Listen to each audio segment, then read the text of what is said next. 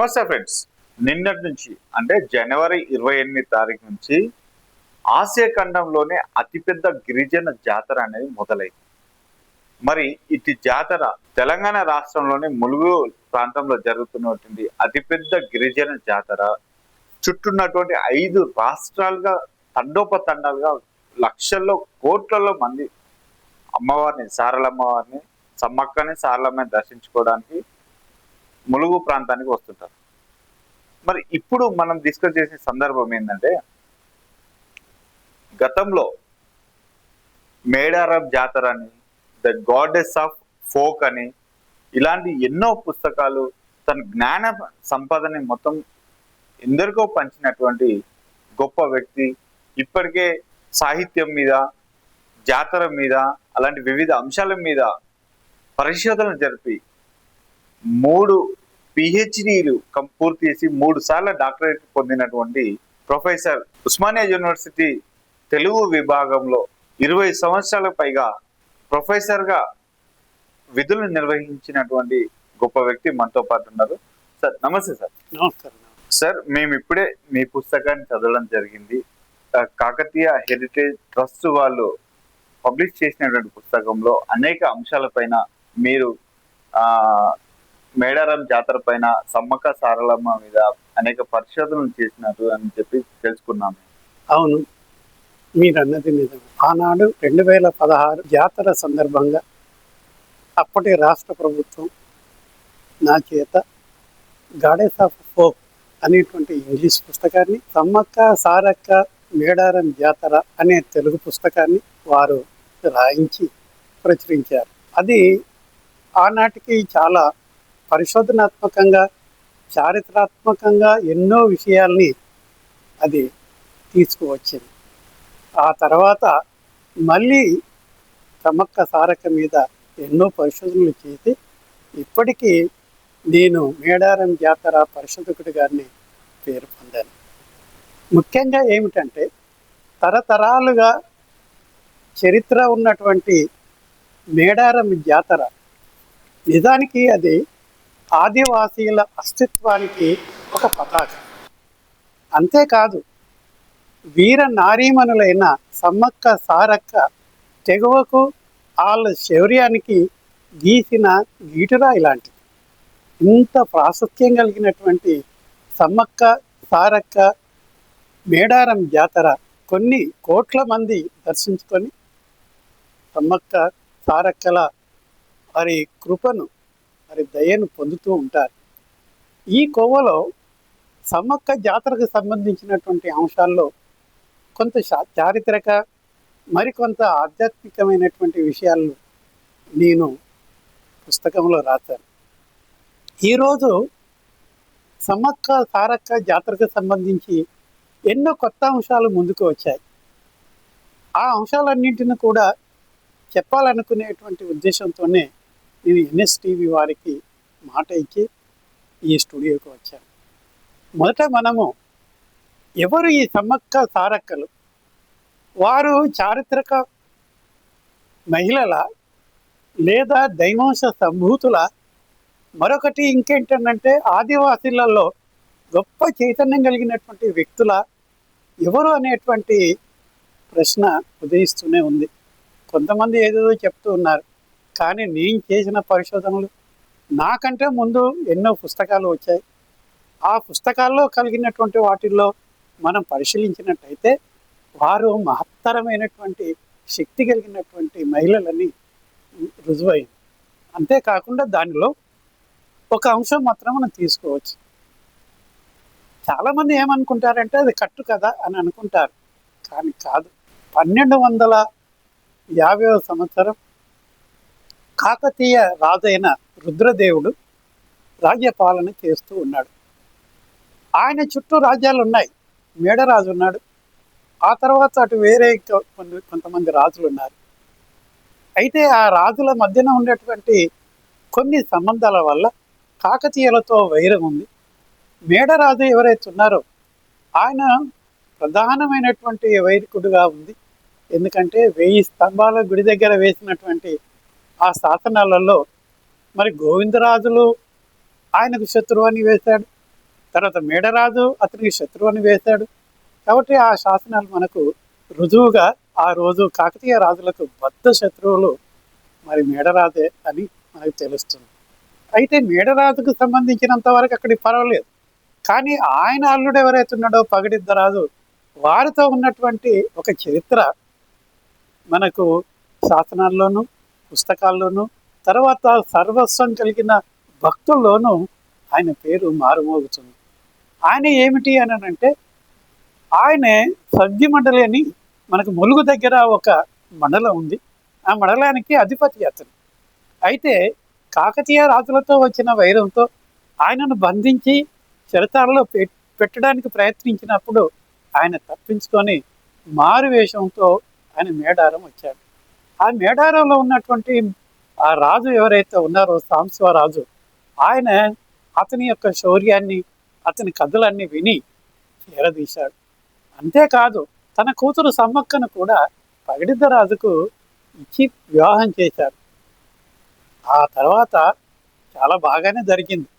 కొన్ని కరువులు కాటకాలు రావడం వల్ల ఆసియా ఖండంలో అతిపెద్దదైనటువంటి ఈ తెలంగాణ గిరిజన స్థానమైన మేడారంలో కరువు తాండవించడం వల్ల ఈ ప్రజలంతా కూడా అప్పుడు పళ్ళు పరాలు కందమూలలు తినడం మొదలుపెట్టారు. అదే సమయంలో కాకతీయ రాజు ఈ రుద్రదేవుడు ఎవరైతే ఉన్నారో ఆయన పన్ను కట్టమని వారి ఎవరైతే అతనికి ఉన్నటువంటి మంత్రి ఉన్నాడో యుగంధరుని పంపించాడు. యుగంధరుడి చరిత్రలో చాలా మందికి తెలుసు. ఆయన ఎటువంటి ప్రవర్తన కలిగినటువంటి వాడంటే ప్రజలంటే చాలా చులకన భావం ఉండేది.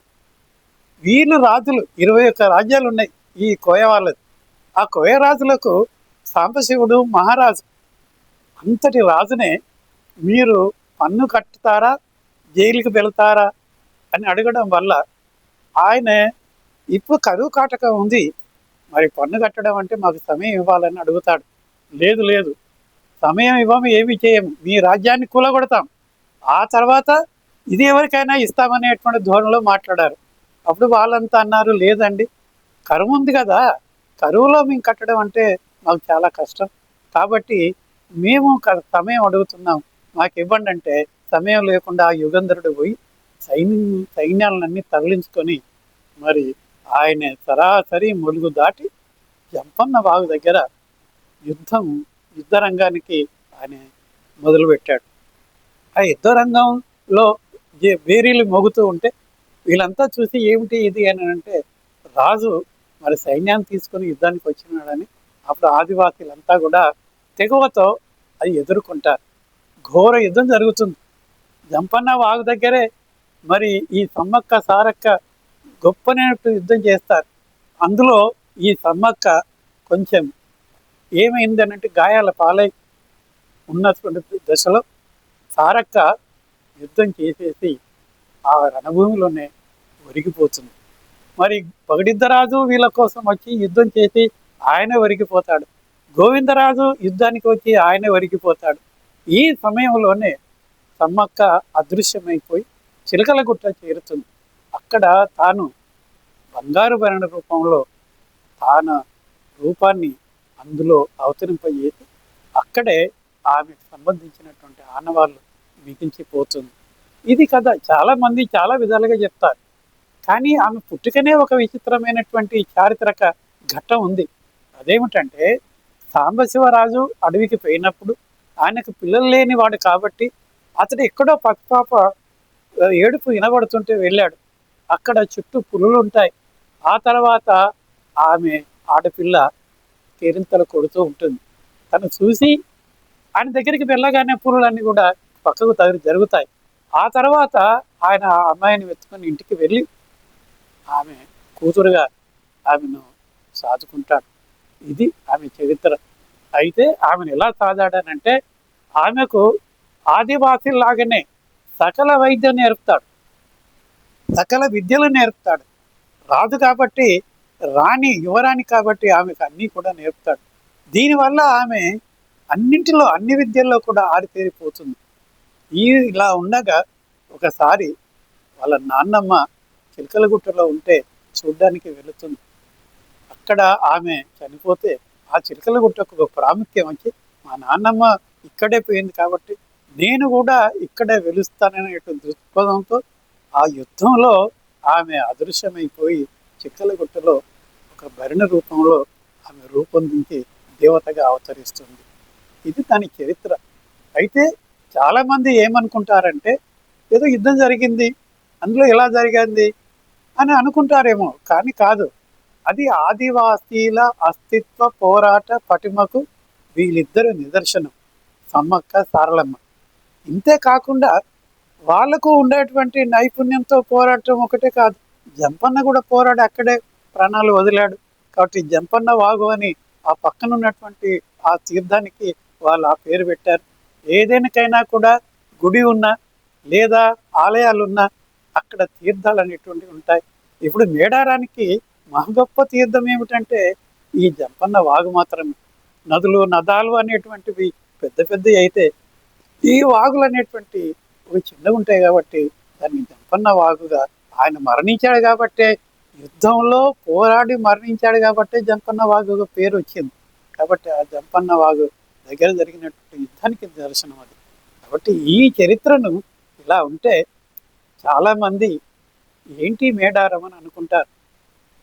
మేడారానికి 900 ఏళ్ళ చరిత్ర ఉంది. ఆ మేడారం జాతరకు కూడా దాదాపుగా ఒక అంటే 1880 నుంచి మనకి చరిత్రలో రికార్డ్ అయినటువంటి మేడారం జాతర గురించిన అంశాలు ఉన్నాయి. ఆనాడు మనకి ఈ మొలుగు సంబంధించింది, అది వరంగల్ జిల్లాలో ఉంటే వరంగల్ జిల్లా కలెక్టర్ అయినటువంటి ఒక ఆయన బాలిరెడ్డి ఆయన ఈ సమ్మక్క జాతరలకు సంబంధించి ఆ రోజు కలెక్టర్ కాబట్టి దాని అంశం మీద దాన్ని ప్రచారం చేయాలని ఏవేవో చేశాడు. కొంతమంది మంచి అన్నారు, కొంతమంది చెడు అన్నారు. విషయం ఏమిటంటే ఆయనే శక్తి భక్తుడు కాబట్టి విజయవాడ కనకదుర్గమ్మను దృష్టిలో పెట్టుకొని అలాంటి శక్తి దేవతలు వీళ్ళై ఉంటారని సమ్మక్క సారక్కలను శక్తి దేవతలుగా రూపొందించి వాళ్ళకు సంబంధించినటువంటి వాహనాలను సమ్మక్కను పులి మీద, సారక్కని జింక మీద కూర్చుండబెట్టి ఆనాడు వాల్ పోస్టర్లు తీశాడు. ఆ వాల్ పోస్టర్లని ప్రజలకు పంచి తర్వాత జాతరను దినదినాభివృద్ధి చెందడానికి ప్రయత్నించారు. కానీ ఆదివాసీలది నిజంగా వీళ్ళకు గుడి ఉండదు, గోపురం ఉండదు, ఆగమ శాస్త్రాలు అసలే ఉండవు. కేవలం ప్రాకృతికమైన దైవభక్తి తప్ప వేరే ఏముండదు. ఈ సమ్మక్క సారక్కల గద్దెలు కూడా ప్రాకృతమైనటువంటి దైవ ఘట్టాలు, వాటిని మాత్రమే చూస్తాం. కాబట్టి ఈ ప్రచారము వాళ్ళు మాకు తగింది కాదు, మా విశ్వాసాలకు ఘాతకంగా ఉంది. ఇంకోటి ఏంటంటే మేము నమ్మకాలు ఏవైతే ఉన్నాయో ఆ నమ్మకాలను ఇది వమ్ము చేసినట్టున్నాయి అని ఆయన ప్రయత్నాన్ని వాళ్ళు ఆపేశారు. అంతటితో ఆ ప్రయత్నం ఆగింది. కానీ బాలిరెడ్డి చేసిన ఆ ప్రయత్నము, ఆనాటి వాల్ పోస్టర్లు మాత్రం ఇప్పటికీ మనకు కరీంనగర్లోనూ వరంగల్లో ప్రతి ఇంట్లో కనబడతాయి. నేను ఆశ్చర్యపోయాను, ఏమిటి అసలు అది సమ్మక్క సారక్క అనేటువంటి వాళ్ళు ఆనాడు ఏనాడు 9 ఏళ్ల క్రితం పోరాడి మరణించినటువంటి వాళ్ళు కదా. మరణించిన వాళ్ళు నిజంగా సహజత్వంగా వాళ్ళు వీరత్వం ఉంటుంది కాబట్టి వీర పూజలు జరుగుతాయి. వీర పూజలో మేడారం ఉండేటువంటి చోటు అది. అంటే వీరత్వానికి పూజితమైన చోటు మన మేడారం అయినప్పుడు, మేడారంలో పూజింపదగినటువంటి వాళ్ళు దైవ స్వరూపులు అయినప్పుడు ఏంటి అసలు ఈ వాల్ పోస్టర్లు ఇలా వచ్చాయని అనుకున్నాం. అప్పటికి నేను రీసెర్చ్ చేస్తూ ఉన్నాను. అప్పుడు తెలిసింది. ఎప్పుడంటే ఈ 1880లో బాలిరెడ్డి అని కలెక్టర్ వచ్చినప్పుడు ఈ వరంగల్ ప్రాంతంలో ఈ సమ్మక్క సారక్కల ప్రచారం చేయడానికి, వాళ్ళ దైవత్వాన్ని ప్రచారం చేయడానికి, వాళ్ళ మహిమలు ప్రచారం చేయడానికి తీసుకున్నటువంటి వాళ్ళ పోస్టర్లు మాత్రమే అది. ఇది ఇట్లా ఉంటే 1940లో మొట్టమొదట బయక్కన్నపేటలో సమ్మక్క జాతర జరిగింది. ఆ మేడారానికి ముందు జరిగినటువంటి ఆ జాతరలో కొన్ని పొరపచ్చాలు వచ్చాయి. ఎందుకంటే ఆదివాసీలు సహజంగా ప్రకృతి మీద ఆధారపడి ఉంటారు కాబట్టి వాళ్ళ పండుగలు చూసినా, వాళ్ళ ఆహారాలు చూసినా అన్నీ ప్రాకృతికంగానే మనకు కనబడతాయి. అయితే వాళ్ళకి ధనం లేదు కాబట్టి ఈ జాతరలను నిర్వహించడానికి వాళ్ళకు ధనం లేకపోతే అక్కడ ఉండేటువంటి ఒక దొర ఏం చేశాడంటే దీనికి సంబంధించినటువంటి నేను చేస్తానని ఆయన తీసుకొని ఆయన చేతిలో పెట్టుకొని ఇదంతా వచ్చినటువంటి ధనాన్ని అంతా కూడా ఆర్జించడం మొదలుపెట్టాడు. ఆయన సర్వాయి దేశ అని అంటారు అతను. అయితే ఆయన చేసినటువంటి వాటిని ఆదివాసులన్నీ చూసేసి అరే మన అస్తిత్వంతో దెబ్బతింటుంది, మనకు ఉండబడేటువంటి ఏవైతే ఉన్నాయో మనకు తగ్గకుండా పోతున్నాయి, మన అంటే మన ఆదివాసీ జాతిలో పుట్టినటువంటి సమ్మక్క మాత్రమే మనకి వేకపేటలో కనబడుతుంది, కానీ వేరే ఏదేం లేదు కదా అనుకొని ఈ సమ్మక్కకు పుట్టినీళ్ళు ఉంది. ఆ పుట్టినీళ్ళకి పోయి అక్కడ ఉన్నటువంటి వాళ్ళని తీసుకొని ఇది ఏం చేద్దామని వస్తే దీనికి ఒక పరిష్కారాన్ని కనిపెడదామని అనుకున్నారు. అప్పుడు ఏమైందంటే సమ్మక్కకు ఉండబడేటువంటి ఆ చుట్టాలు, తర్వాత ఇటీవల వచ్చినటువంటి వీళ్ళంతా కలిసేసి మరి ఏం చేద్దామని అన్నప్పుడు ఈ జాతరకు సంబంధించిన ఊయారులను వడ్డేలు అంటారు. ఆ వడ్డేలంతా కలిసేసి దీనికి ఒక పరిష్కారం చేశారు. ఏమనంటే సమ్మక్క పుట్టిలేనటువంటి అది ఆ ప్రాంతం నుంచి వచ్చినటువంటి కొంతమంది, ఇక్కడ ఉన్న కొంతమంది ఇక్కడ కొన్ని రోజులు అక్కడ కొన్ని రోజులు చేయండి, ఇది బాగుంటుంది అని అంటే అప్పుడు వాళ్ళంతా కలిసింది కాదు మేడారం ప్రదేశంలో చేద్దామని అది 1944లో మేడారానికి మారింది. ఆ మేడారానికి మారడానికి కూడా దీనికి ఉండబడేటువంటి ఈ జాతర మీద హక్కులను దీనికి సంబంధించినటువంటి అంశాలన్నిటి కూడా వాళ్ళు అగ్రిమెంట్ చేసుకున్నారు. అది కూడా 1944లో. అప్పుడు ఏమైంది అని అంటే వాళ్ళు ఈ అగ్రిమెంట్ ప్రకారంగా మేడారంలో జాతరను నిర్వహించడం మొదలుపెట్టారు. అయితే ఇది ఒక్క జాతర వీళ్ళకు సంబంధించిన ఈ కోయలకు సంబంధించిందే కాదు అది. ఎందుకనంటే ఆదిలాబాద్లో మనకు గోండులు ఉంటారు, వేరే ప్రాంతంలో ఇప్పుడు అంటే శ్రీశైలంలో చెంచులు ఉంటారు, మిగతా ప్రాంతాలలో వేరే వాళ్ళు ఉంటారు. ఈ ఆదివాసులంతా కలిసేసి ఈ మేడారం జాతరను మహోన్నతంగా చేయాలని వాళ్ళు వస్తుంటారు. అప్పుడు ఏమైంది అని అంటే కోయ వాళ్ళలో ఉన్నటువంటి కథకులు కానీ, గోండులో ఉండేటువంటి వాళ్ళ కథకులు కానీ, ఇప్పుడు మనం చెప్పిన చెంచులో ఉండేటువంటి వాళ్ళు కానీ, వాళ్ళంతా కలిసేసి ఈ మేడారంలో గొప్ప జాతరను చేయాలని వాళ్ళకు ఉండబడేటువంటి కథలు, తర్వాత ప్రదర్శనలు ఇవన్నీ చేయడం మొదలు పెడతారు. అందుకని గోండులకు సంబంధించినటువంటి వాళ్ళు కూడా ఇక్కడికి వచ్చేసి ఈ జాతరలో పాల్గొనడం, అలాగనే వీళ్ళు పాల్గొనడం, ఇవన్నీ కూడా కాకుండా ఇక్కడ ఉండబడేటువంటి ఈ మేడారం కోయలు ఎవరైతే ఉంటారో వాళ్ళు పగిడల ద్వారా ఈ ప్రదర్శనలు చేయడం జరుగుతూ ఉంటుంది. పగిడలు అంటే మనం ఏదో అనుకుంటాం, ఆదివాసీల మూలాలన్నీ కూడా పగిడ అనేటువంటి ఒక పటంలో ఉంటాయి. అది ఏ రూపంలోనైనా ఉండొచ్చు. దాన్ని సహజంగా వాళ్ళు ఏం చేస్తారు, సామాన్య భాషలో డాలుగుడ్డ అంటారు. అది ఎరుపులో ఉంటుంది. ఇప్పుడు ఆ ఎరుపు మనకు కనబడుతూనే ఉంటుంది. ఆ ఎరుపు రంగులోనే ఇవన్నీ కూడా మనకు దర్శనం ఇస్తూ ఉంటాయి. అయితే ఆ డాలుగుడ్డలో వీళ్ళ చరిత్ర నిక్షిప్తం చేసి ఉంటారు. కాబట్టి ఆ నిక్షిప్తమైనటువంటి చరిత్ర ఏం చెప్తుంది అంటే 7 గట్ల కోయ చరిత్ర చెప్తుంది. 1, 2, 3, 4, 5, 6, 7 ఈ 7 గట్ల చరిత్ర ఎంత గొప్పగా ఉంటుంది అని అంటే వాళ్ళ జననాలు, వాళ్ళ గోత్రాలు, వాళ్ళకుండే సంప్రదాయాలు, వాళ్ళకుండే కర్మకాండలు ఇవన్నీ కూడా ఇలా జరుగుతుంటాయి. కాబట్టి వీటికి సంబంధించిన చరిత్ర ఎవరు చెప్తారు అని అంటే ఇప్పుడు మనం చెప్పినటువంటి ఈ డాల్గుడ్డ కథలు చెప్పేటువంటి వాళ్ళు ఎవరైతే ఉంటారో డోలి కళాకారులు చెప్తూ ఉంటారు. ఇంకా వేరే లేరా అంటే ఉన్నారు, కానీ వాళ్ళు పటం కథలు ప్రదర్శిస్తారు, తర్వాత వీలు ఇస్తారు. వాళ్ళందరినీ కూడా ఏమంటారు అని అంటే కళా ప్రదర్శన చేసేటువంటి ఆదివాసీలను వాళ్ళకు ఉంటుంది. కాబట్టి ఈ విధంగా ఈ మేడారానికి సంబంధించిన ఇటు చూస్తే ఒక చారిత్రకమైనటువంటిది, ఒక వీరత్వం కలిగినటువంటిది, వీరపుయ్యకు సంబంధించింది ఒకటైతే ఆధ్యాత్మికంగా దీనికి సంబంధించిన మహిమలు ఇవన్నీ కూడా ఉంటాయి. మరి ఈ కళాకారులే ఉంటారా? ఈ జాతరలో ఇంకేమైనా కనబడతాయని అంటే ఋషులు లాంటి వాళ్ళు దీంట్లో ఉండేటువంటి కోయ వాళ్ళు ఉంటారు. ఆ కోయ వాళ్ళని ఋషులు అంటారు. వీళ్ళతో పాటు మనకు శివసత్తులు ఉంటారు. శివసతి అని అంటే శివుని భార్య అని అర్థం. శివసత్తులు అంటే శివుని భార్యలని అర్థం. అయితే శివుని భార్యలు వీళ్ళంతా కూడా శక్తి సంబంధించినటువంటి దేవతకు సంబంధించినటువంటి వారు, పార్వతికి సంబంధించిన వాళ్ళు వీళ్ళు. కాబట్టి మేడారంలో అతి పెద్దనైనటువంటి ఆధ్యాత్మిక వృత్తం ఏమిటి అని అంటే అక్కడ కనిపించేటువంటి శివసత్తులే. శివసత్తులు వాళ్ళు పూనకాలు వచ్చాయి అని అంటే వాళ్ళు ఏమి చెప్తారు, ఎంత చరిత్ర చెప్తారు, ఏమిటి అనేటువంటిది ఇక్కడ మనకు మైదాన ప్రాంతంలో ఉన్నటువంటి భక్తులు కూడా మేడారం పోయి వాళ్ళతోటి తమ జాతకాలు చెప్పించుకుంటారు, తమకు సంబంధించినటువంటి ఆశీర్వాదాలు తీసుకుంటారు. కాబట్టి మేడారానికి కంఠం లాంటిది లేదా ప్రధానమైనటువంటిది శివసత్తు సంబంధించినటువంటి ఒక సంఘాలు మాత్రమే. ఆ శివసత్తులకు సంబంధించినటువంటి వాటిల్లో కూడా అనేకమైన తెగలు కూడా ఉంటాయి. దాంట్లో ఏమిటి అని అంటే వాళ్ళు ప్రజలకు చెప్పే వాళ్ళు కొంతమంది ఉంటారు. మేడారంలో సమ్మక్క వచ్చేటప్పుడు ఎదుర్కోళ్ళు జరిగేటప్పుడు ఎదుర్కోళ్ళల్లో వాళ్ళు పూనకాలు పూనేసి ఆ సమ్మక్క మహిమల గురించి చెప్తూ ఉంటారు. ఇవన్నీ ఒక అద్భుతమైన ఘట్టాలు అవి.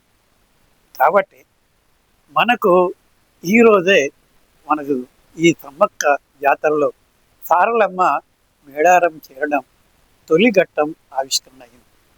ఈ తారకకు వాళ్ళు ఎవరయ్యా స్వాగతం పలికేది అని అంటే పగడిద్దరాజు గోవిందరాజులు స్వాగతం పలుకుతారు.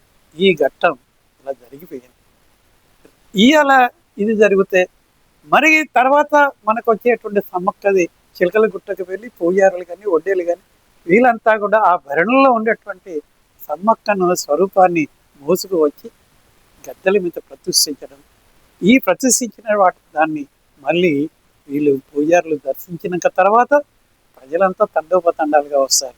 ఈ ప్రజలు 3 కోట్ల మంది ఈసారి దర్శిస్తారని అంటే ప్రభుత్వ అంచనా ప్రకారంగా 3 కోట్ల మంది అంటే మనకు ఉభయ రాష్ట్రాలంటే ఆంధ్ర రాష్ట్రాన్ని కలుపుకుంటే 6 కోట్ల మంది ఉన్నాం. ఈ దీంట్లో 3 కోట్ల మంది అంటే సగం మంది వస్తారు. చాలా మంది చాలా విధాలుగా చెప్తుంటారు. ఒక్కొక్కసారి ఈ కుంభమేళ గురించి చెప్తారు. ఆ భారతదేశంలో జరిగే కుంభమేళలో దాదాపు 66 కోట్ల మంది దానికి వస్తారు, వాళ్ళకు సంబంధించినటువంటి ఈ కుంభమేళలో తరిస్తారు అని చెప్తూ ఉంటారు. దాన్ని మనం ఎలా అర్థం చేసుకోవాలంటే దాదాపు 140 కోట్ల మంది ఉన్నటువంటి భారతీయులలో సగం మంది వస్తారని దాన్ని అర్థం చేసుకోవాలి. ఇక్కడ కూడా అంతే, 3 కోట్ల మంది మేడారాన్ని దర్శించడానికి వస్తున్నారు. వివిధ రాష్ట్రాల నుంచి కూడా వస్తున్నారు. ఒరిస్సా కానీ, తర్వాత ఈ మహారాష్ట్ర కానీ, తర్వాత మనకు ఇటీవల రాష్ట్రాలు కానీ ఇవన్నీ కూడా వస్తూ ఉంటాయి. ఇంత పోగా విదేశీయులు కూడా వస్తూ ఉంటారు. ఈ విదేశీయుల సందర్శన కూడా ఉంటుంది. కాబట్టి ఇదంతా కలిసి మనకు 3 కోట్ల మంది ప్రభుత్వం అంచనా వేసింది. దీన్ని తగినట్టుగా మరి మేడారము జాతర క్షేత్రం ఉండాలి కదా. కాబట్టి మేడారము ఉండేటువంటి ఆ గద్దెలను కానీ మేడార ప్రాకారాలను కానీ ఇది పునరుద్ధరించడానికి ప్రయత్నం చేశారు. ఇప్పుడు మనకు భారతదేశంలో కనబడుతూ ఉంది. ఏమిటి అని అంటే అయోధ్య పునరుద్ధరణ జరిగింది. మన దగ్గర తెలంగాణలో మరి భారత ప్రభుత్వంలో ఎన్నో పునరుద్ధరణ జరిగినాయి. దాంట్లో మనకి యాదగిరి గుట్ట ఒకటి మనం ప్రధానంగా చెప్పుకుంటాం. ఇలాంటి దాటిల్లో మేడారం జాతరను కూడా పునరుద్ధరించాలి, ఆ ఆలయ పునరుద్ధరణ అభివృద్ధిని చేయాలనేటువంటి ఒక మంచి అభిప్రాయం మన ప్రభుత్వానికి వచ్చి వాళ్ళు పెద్ద బడ్జెట్ 281 కోట్లు 281 కోట్ల బడ్జెట్ పెట్టుకొని దాన్ని పునరుద్ధరణ చేశారు. దానికి ఎంత గొప్పగా చేశారంటే ఆ శిల్పాలు ఎక్కడి నుంచి వస్తున్నాయి, ఏం వస్తున్నాయి, ఇవన్నీ వార్తలు చదువుతూ ఉంటే మనం చూస్తూ ఉంటే ఆశ్చర్యం వేస్తుంది. అది ఎక్కడో ఆంధ్ర రాష్ట్రంలో జరిగేటువంటి సెలవరాత్రులు వాళ్ళని తీసుకొని వచ్చారు.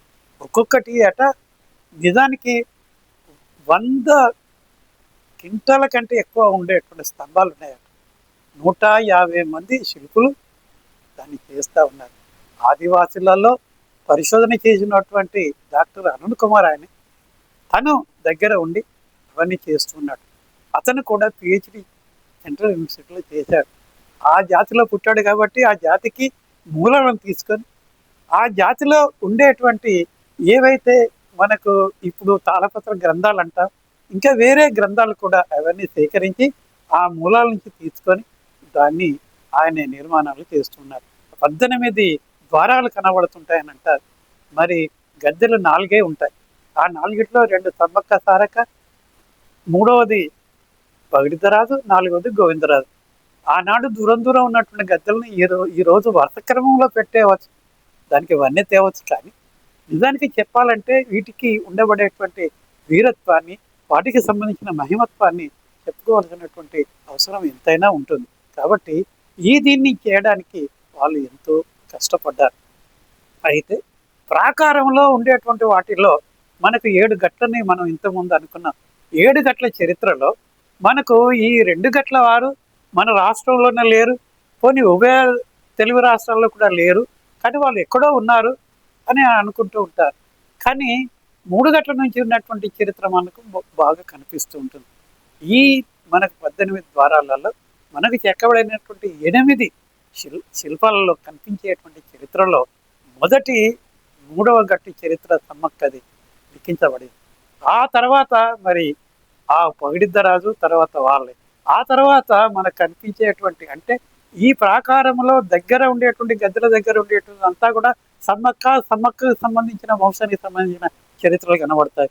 ఎంత కొద్దిగా జరిగితే లేదా మనం చూస్తే ఆ బయటలో కనిపించేటువంటి వాటిల్లో ఈ పూజారులు వాళ్ళని వడ్డేలు అంటారు. వడ్డేలో కాకా వంశం వాళ్ళు ఉన్నారు, తర్వాత వేరే వంశం వాళ్ళు ఉన్నారు. వీళ్ళంతా కూడా అందులో మనకు కనిపిస్తారు. ఇక బయట ప్రాకారం బయట కనిపించేదంతా మనకు ఈ కోయవారి జీవన చిత్రము, జీవన చరిత్ర ఇవన్నీ కూడా కనిపిస్తాయి. పశువులు అన్ని కనపడతాయి. ఒక శిలా దానిలో మనం చూసాం, ఒక స్తంభం మీద మనకు గుర్తులు కనబడతాయి. అది కూడా 3వ గుర్తు, తర్వాత 4వ గుర్తు, ఇట్లా 5వ గుర్తు, 6వ గుర్తు, 7వ గుర్తు కనబడతాయి. ఆ 2 గుర్తులు మాత్రం ఇంతకు ముందు మనం చెప్పుకున్నట్టు మన రాష్ట్రంలో ఈ కోయ వాళ్ళు 1, 2 గట్ల వాళ్ళు లేరు. కానీ 3వ గట్ల నుంచే ఉన్నది అనేది మనకు నిదర్శనంగా కనబడుతుంది. ఆ 3 గట్లలో వాళ్ళ దాంట్లో 3 గీతలు కనబడతాయి. తర్వాత 4వది 4 గీతలు కనబడతాయి. 5వది 5 గీతలు కనబడతాయి. అవే కాకుండా వాళ్లకు సంబంధించిన జాతి పక్షుల తర్వాత ఇవన్నీ కూడా కనబడుతూ ఉంటాయి. అది అన్నింటికంటే ఒక ముఖ్యమైనది ఏంటంటే ఒక శిలాఫలకం మీద మనకు స్వస్తిక గుర్తు కనబడుతుంది. మనం ఇంతకుముందు చెప్పుకున్నామే 3 పలకల మీద ఈ చరిత్రలు వస్తుంటాయి. 3వ గట్టు చరిత్ర ఎక్కించి ప్రారంభమైపోయి మొత్తం 7 గట్ల చరిత్ర కనబడుతుంది. ఇది కూడా ఈ లోపలనే ఉంటాయి. బయటి చరిత్ర అంతా కూడా మళ్ళీ వేరే ఉంటాయని ఈ కనబడుతున్నాయని చెప్తున్నాం కదా. వీటికి సంబంధించినవే ఇప్పుడు చేసేటువంటి కొత్తగా నిర్మాణాలు జరుగుతూ ఉన్నాయి. అయితే ఇందులో స్వస్తిక కనబడతాయి. కొంచెం వీళ్ళంతా కూడా స్వస్తిక మీద ఏదో కొంతమంది కొన్ని విధాలుగా వాళ్ళ అభిప్రాయాలు చెప్తా ఉన్నారు. కానీ వాళ్ళు ఆదివాసులు చెప్పేటువంటి అంశం ఏమిటంటే మా ఆదివాసులలో ప్రాకృతికమైనటువంటి సిద్ధాంతంలో ప్రకృతి ఎలా ఉంటుందో మావి కూడా అలాగనే ఉంటాయి. ఈ స్వస్తిక కూడా కుడి నుంచి ఎడమకు తీసాం. మరి సాంప్రదాయకమైనటువంటి వాటిల్లో ఎడమ నుంచి కుడికుంది ఆ స్వస్తిక్, దానికి దీనికి వ్యత్యాసం ఉంటుంది. అది మళ్ళీ మనం చూస్తే మూలవాసులు, తర్వాత ఆర్యులు, ఇవన్నీ గొడవలన్నీ మన ముందు కనబడుతూ ఉంటాయి. నిజానికి ఈ మూలవాసులు అనే వాళ్ళే ఈ మనం చెప్పేటువంటి ఆదివాసులు.